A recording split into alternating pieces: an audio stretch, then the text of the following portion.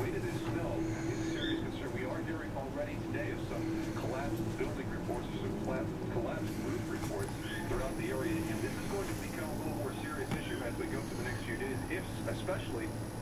excuse me, my lips are frozen out here, especially if the